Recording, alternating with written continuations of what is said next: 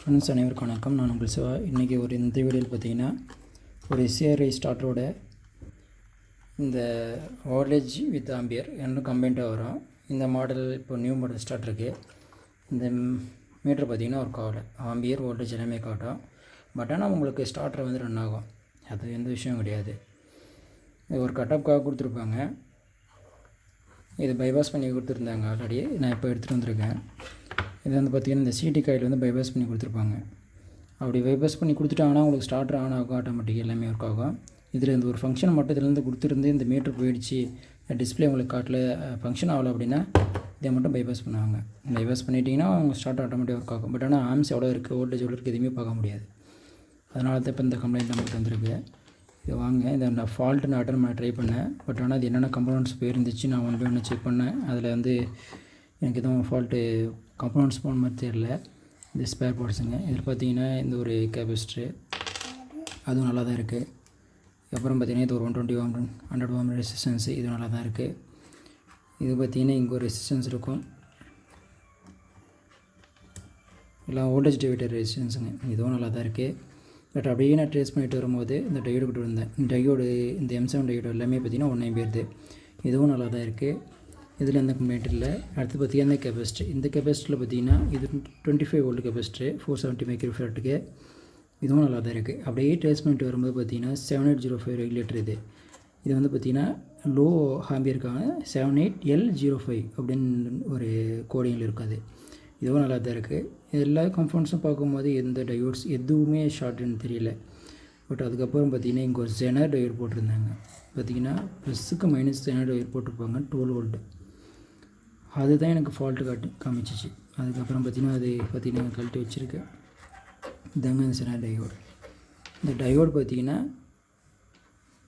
இதுக்கும் பேரலாக போட்டிருப்பாங்க, ப்ளஸ்க்கும் மைனஸுக்கும். இதுக்குன்னா ஒரு ப்ரொடக்ஷனுக்காக தான். வோல்டேஜ் ஐயா வந்துச்சு அப்படின்னா இந்த ஜெனர் டயோடு வந்து ஷார்ட் ஆகிடும். ஷார்ட் ஆகிட்டு உங்களுக்கு வந்து அந்த இடத்துல ப்ரொடக்ஷன் ஆகி நிற்கும். உங்களுக்கு வந்து 12 வோல்ட்டு அதுக்கப்புறம் பாஸ் ஆகாது.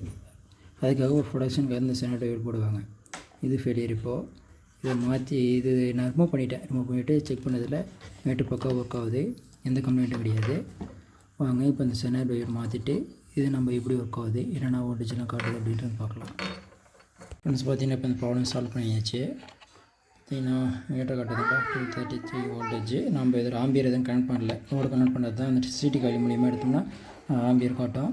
இப்போ பார்த்திங்கன்னா இப்போ நம்ம என்ன செஞ்சுருக்கோன்னு பார்த்திங்கன்னா இதில் இருந்து 12 வோல்ட்டு ஜெனர் டயோடு போயிடுறதுனால நமக்கு 12 வோல்ட்டு அதே வந்து நார்மல் ஜெனர் டயோடு கிடைக்கல, எஸ்எம்டி தான் கிடைச்சிது. அதனால் பார்த்திங்கன்னா இந்த இடத்துல நான் கொண்டு வந்தது எஸ்எம்டி டயோடு இப்போ பற்ற வச்சுருக்கேன். இந்த கெப்பாசிட்டரில் ப்ளஸ் மைனஸ் மெயின் கெப்பாசிட்டர்லேருந்து எடுத்துகிட்டு வந்து இங்கே நான் எஸ்எம்டி ஜெனர் டயோடோடைய கோடு பார்த்திங்கன்னா 12 தான். அது பார்த்திங்கன்னா 4742A நார்மல் டயோடைய ஜெனர். பார்த்திங்கன்னா உங்களுக்கு தெரியும் அதோடைய கோடு வந்து 12. இப்போ வந்து பார்த்திங்கன்னா வோல்டேஜ் கரெக்டாக ஸ்டேபிளாக 12 வோல்டேஜ் அவுட்புட் வரும்.